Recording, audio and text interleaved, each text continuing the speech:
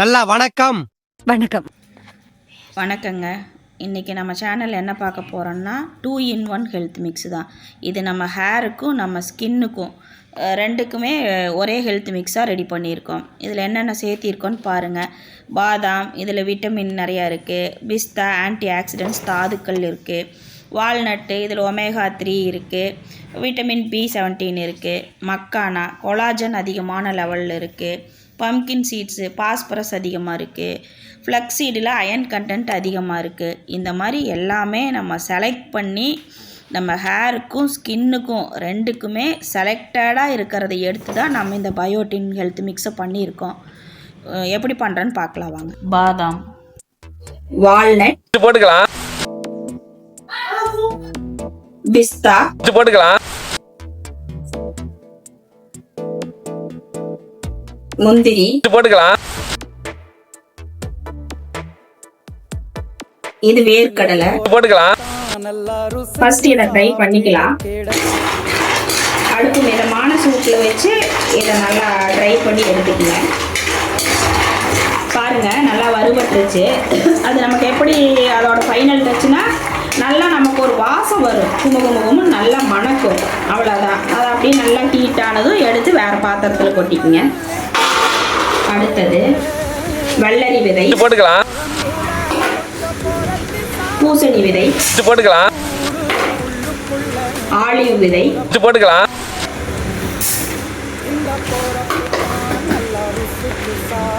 எள்ளு போட்டுக்கலாம், எள்ளு, இது கூட சியா சீட்ஸு போட்டுக்கலாம்.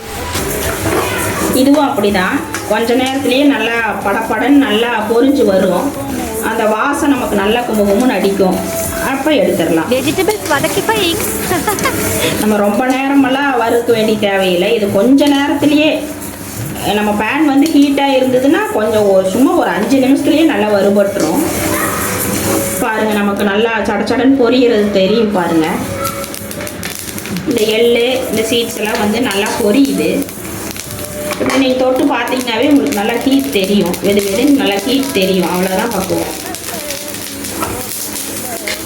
எடுத்துடலாம். நெக்ஸ்ட்டு ட்ரை டேட்ஸு போட்டுக்கலாம்,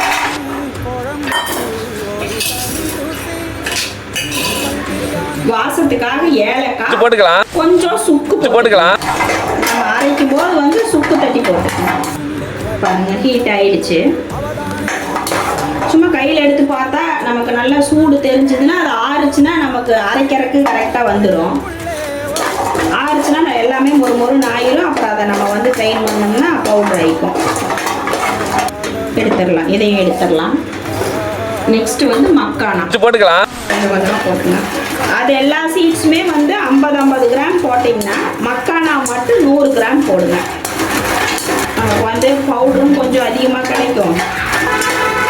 இது இனிப்புக்கு வந்து நான் ஒரு 50 கிராம் ட்ரை டேட்ஸ் போட்டு மீதிக்கு வந்து 100 கிராம் பனங்கல்கண்டு சேர்த்துருக்கேன். நான் இதை 100 கிராம் பனங்கல்கண்டு எடுத்து வச்சு போட்டுக்கலாம்.